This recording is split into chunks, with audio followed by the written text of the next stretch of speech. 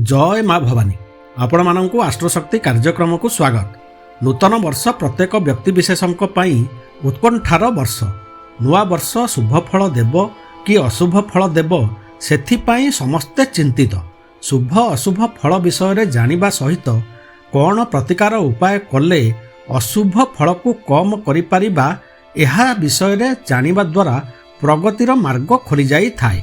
वर्ष फल एवं प्रत्येक मास भोग करने थिबा फल विषय पूर्वर जानिपारिबा द्वारा सतर्क होई जिबाकु सुजोग मिलिथाए, जहा फल बहुत क्षति एवं कष्टरु रक्षा मिलिथाए। 12टी राशि मध्यरु आज आलोचना करिबा कन्या राशिर व्यक्तिविशेष 2024 वर्ष रे कौन शुभ अशुभ फल भोग करिवे एवं कौन प्रतिकार उपाय करिबा द्वारा अशुभ फल को कम करी शुभ फल को बढ़ाई पारिबे। भिडियोटी भल लगे लाइक कमेंट शेयर करंतु, जहा फल रे आपण मानक जोगु अन्य माने मध्य उपकृत हेबे। चैनल को सब्सक्राइब करंतु, जहा द्वारा मोर प्रत्येकटी भिडियो आपण मानक पाखरे पहुंची जिवो।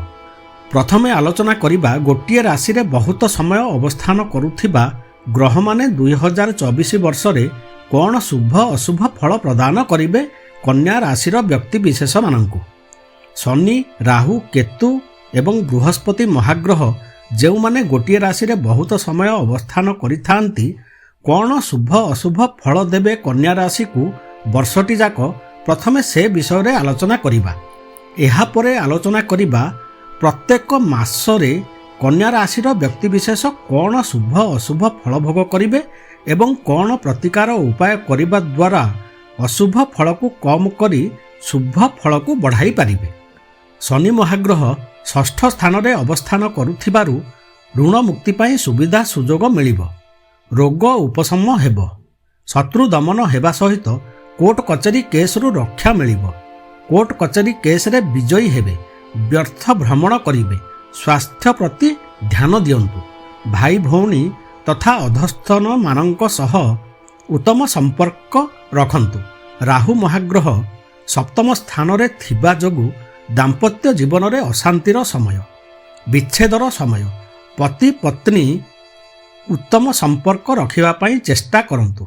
स्वास्थ्य हानिर मध्य समय, शांत रुहंतु, धैर्यर सह कार्य करंतु।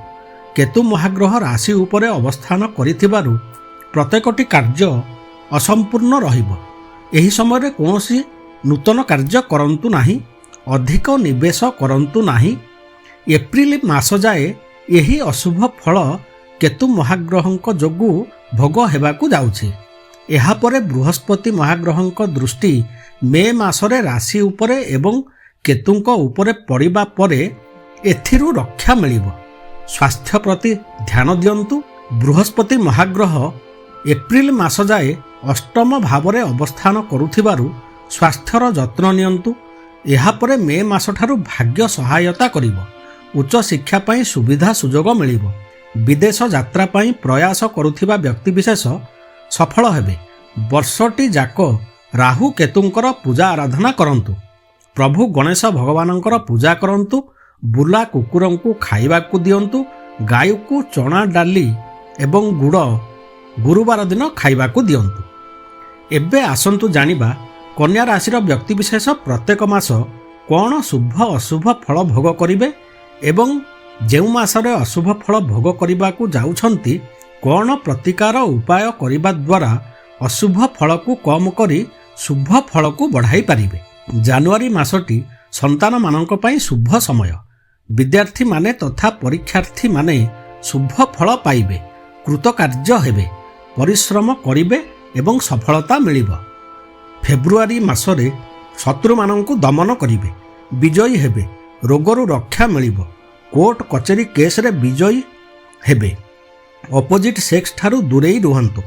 हनुमान चालीसा नियमित पाठ करंतु। मार्च मास गृह परिवार रे शांति बनाई रखंतु। पति पत्नी क्रोध को नियंत्रण रे रखंतु। व्यवसाय एवं पार्टनरशिप व्यवसाय रे संयमता रखंतु, धैर्य धरंतु। अपोजिट सेक्स ठारू दूरेई रुहंतु। मान सम्मान हानिर समय, नूतन किछि करंतु नाही। माँ दुर्गांकर पूजा आराधना करंतु। एप्रिल मास शुभ फल देबाकु जाउथिले मध्य ସ୍ୱାସ୍ଥ୍ୟ ପ୍ରତି ଧ୍ୟାନ ରଖନ୍ତୁ। କୌଣସି ନୂତନ କାର୍ଯ୍ୟ କରନ୍ତୁ ନାହିଁ। ଯାହା କରୁଛନ୍ତି ସେତିକିରେ ମନୋନିବେଶ କରନ୍ତୁ। ଅଧିକ କିଛି କରିବାକୁ ଚେଷ୍ଟା କରନ୍ତୁ ନାହିଁ। ମେ ମାସ ଯାତ୍ରା ଯୋଗୁଁ ନୂତନ ସୁବିଧା ସୁଯୋଗ ମିଳିବ। ଉଚ୍ଚ ଶିକ୍ଷା ପାଇଁ ରାସ୍ତା ଖୋଲିବ।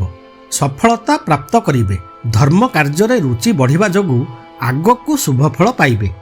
ଜୁନ୍ ମାସ ଚାକିରି ବୃତ୍ତି ପ୍ରାପ୍ତ କରିବା ପାଇଁ ଉତ୍ତମ ସମୟ। କର୍ମକ୍ଷେତ୍ରରେ ପ୍ରମୋସନର ସମୟ। ମାନ ସମ୍ମାନ ବୃଦ୍ଧି ହେବ। ପରିଶ୍ରମର ଫଳ ମିଳିବ। ନୂତନ କିଛି କରିବାର ସମୟ। ସୁବିଧା ସୁଯୋଗ ସବୁ ପାଖକୁ ଆସିବ ଏବଂ ଏହାକୁ ସଫଳତାର ସହିତ କାର୍ଯ୍ୟକାରୀ କରାଇପାରିବେ। ଜୁଲାଇ ମାସ ସୁବିଧା ସୁଯୋଗ ପାଖକୁ ଆସିବ। ଲାଭବାନ ହେବେ। ଚାକିରି ବୃତ୍ତିରେ ଉନ୍ନତିର ସମୟ। ବ୍ୟବସାୟୀମାନଙ୍କର ଆୟରେ ବୃଦ୍ଧି ହେବ। ନୂତନ କିଛି କରିବାର ସମୟ। ଅଗଷ୍ଟ ମାସ ଖର୍ଚ୍ଚର ମାସ। ସାବଧାନ ହୋଇ କାର୍ଯ୍ୟ କରନ୍ତୁ। ଯାହା ଚାଲିଛି ସେତିକିରେ ସନ୍ତୁଷ୍ଟ ରୁହନ୍ତୁ। ନୂତନ କିଛି କରନ୍ତୁ ନାହିଁ। କର୍ମରେ ପରିବର୍ତ୍ତନର ସମୟ। ସୂର୍ଯ୍ୟ ଭଗବାନଙ୍କୁ ଜଳ ପ୍ରଦାନ କରନ୍ତୁ। ସେପ୍ଟେମ୍ବର ମାସ ଧନ ବୃଦ୍ଧି କରାଇବ। ବିଭିନ୍ନ ସ୍ରୋତରୁ ଧନ ଆସିବାକୁ ଲାଗିବ। ନିଜ ବାଣୀକୁ ଠିକରେ ବ୍ୟବହାର କଲେ ବହୁତ ଶୁଭଫଳ ପାଇବା ସହିତ ପ୍ରତ୍ୟେକଟି କାର୍ଯ୍ୟରେ ବିଜୟୀ ହେବେ। ଅକ୍ଟୋବର ମାସ ସଂଶୟର ମାସ। ଅଶୁଭ ଖବର ମିଳିବ। ମାନସିକ ଅଶାନ୍ତି ଭୋଗ କରିବେ। ମାନ ସମ୍ମାନ ଉପରେ ଆଞ୍ଚ ଆସିବାର ସମ୍ଭାବନା। କାଗଜପତ୍ର ଠିକରେ ରଖନ୍ତୁ। ଲୋଭ କରନ୍ତୁ ନାହିଁ। ଗୃହ ଭୂମି ଯାନବାହନ କିଣନ୍ତୁ ନାହିଁ। ସୂର୍ଯ୍ୟଦେବଙ୍କୁ ଜଳ ପ୍ରଦାନ କରନ୍ତୁ। ହନୁମାନ ଚାଳିଶା ପାଠ କରନ୍ତୁ। ନଭେମ୍ବର ମାସ ଜଗି ରହି ଚଳିବା ଆବଶ୍ୟକ। ଅଯଥା ପରାକ୍ରମ ସାହସ ଦେଖାନ୍ତୁ ନାହିଁ। ଅଯଥା କଥାରେ ପଶନ୍ତୁ ନାହିଁ। ଗୃହ ଭୂମି ଯାନବାହନ କିଣନ୍ତୁ ନାହିଁ। ଆବଶ୍ୟକ ସ୍ଥଳେ ଭଲ ଭାବରେ ବିଚାର କଲା ପରେ କିଣନ୍ତୁ। ପ୍ରଭୁ ହନୁମାନଙ୍କର ପୂଜା ଆରାଧନା କରନ୍ତୁ। ଡିସେମ୍ବର ମାସ ବହୁତ ଶୁଭ ଫଳ ଦେବ। ନିଜ ବୁଦ୍ଧି ବିବେକ ଯୋଗୁଁ ପ୍ରତ୍ୟେକଟି କାର୍ଯ୍ୟରେ ସଫଳତା ପ୍ରାପ୍ତ କରିବେ। କର୍ମକ୍ଷେତ୍ରରେ ତଥା ବ୍ୟବସାୟରେ ଉନ୍ନତିର ସମୟ। ନୂତନ କିଛି କରିବାର ସମୟ। କନ୍ୟା ରାଶିର ବ୍ୟକ୍ତିବିଶେଷ କୁହାଯାଇଥିବା ପ୍ରତିକାର ଉପାୟ କରିବା ସହିତ ନିଜ ଜାତକକୁ ବିଜ୍ଞ ଜ୍ୟୋତିଷଙ୍କୁ ଦେଖାଇ ଉପାୟ କରିବା ଦ୍ୱାରା ଅଶୁଭ ଫଳକୁ କମାଇ ଶୁଭ ଫଳକୁ ବହୁତ ଅଧିକ ବଢ଼ାଇ ପାରିବେ। କାରଣ ଜାତକରେ ଗ୍ରହଙ୍କର ଅବସ୍ଥିତି ମଧ୍ୟ ଫଳ କଥନ ଉପରେ ପ୍ରଭାବ ପକାଇଥାଏ। ଭିଡ଼ିଓଟି ଭଲ ଲାଗିଲେ ଲାଇକ୍ କମେଣ୍ଟ ସେୟାର କରନ୍ତୁ। ଚ୍ୟାନେଲକୁ ସବସ୍କ୍ରାଇବ୍ କରନ୍ତୁ, ଯାହାଫଳରେ ମୋର ପ୍ରତ୍ୟେକଟି ଭିଡ଼ିଓ ଆପଣମାନଙ୍କ ପାଖରେ ପହଞ୍ଚିଯିବ। ନମସ୍କାର।